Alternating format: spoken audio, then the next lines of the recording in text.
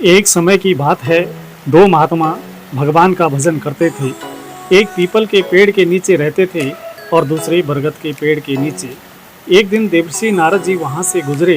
दोनों महात्माओं ने उनका आदर सत्कार किया और एक ही प्रश्न पूछा, महाराज, जब आप भगवान नारायण से मिलें तो उनसे पूछिए कि हमें उनके दर्शन कब होंगे। नारद जी भगवान के पास पहुंचे और दोनों का प्रश्न पूछा। भगवान ने कहा, बरगद के नीचे भजन करने वाले महात्मा को मैं इसी जन्म में दर्शन दूंगा, लेकिन पीपल के नीचे भजन करने वाले महात्मा को जितने पीपल के पत्ते हैं उतने जन्मों के बाद दर्शन होंगे। नारद जी वापस आए और दोनों को भगवान का संदेश सुनाया।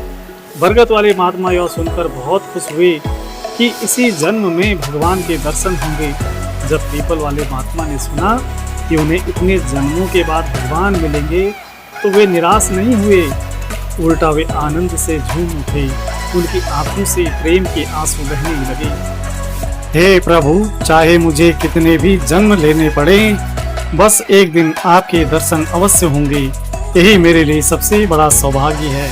उनकी सच्ची श्रद्धा, प्रेम और समर्पण देखकर भगवान उसी क्षण प्रकट हो गए और उन्हें दर्शन दे दिए। नारद जी ने आश्चर्य से पूछा, प्रभु, आपने तो कहा था कि इन्हें इतने जन्मों के बाद दर्शन देंगे, फिर अभी कैसे आ गए? भगवान मुस्कुराकर बोले, जिस प्रेम और पूर्ण समर्पण की अवस्था इन्हें इतने जन्मों में प्राप्त होनी थी, वह आज इसी क्षण हो गई, इसलिए मुझे तुरंत आना पड़ा। भगवान तक पहुंचने का मार्ग केवल समय या तपस्या नहीं, बल्कि सच्चा प्रेम, अटूट विश्वास और निष्काम भक्ति है। जब भक्त का भाव पूर्ण हो जाता है, तब भगवान को भी उसके पास आने में देर नहीं लगती। जय श्रीमद् नारायण।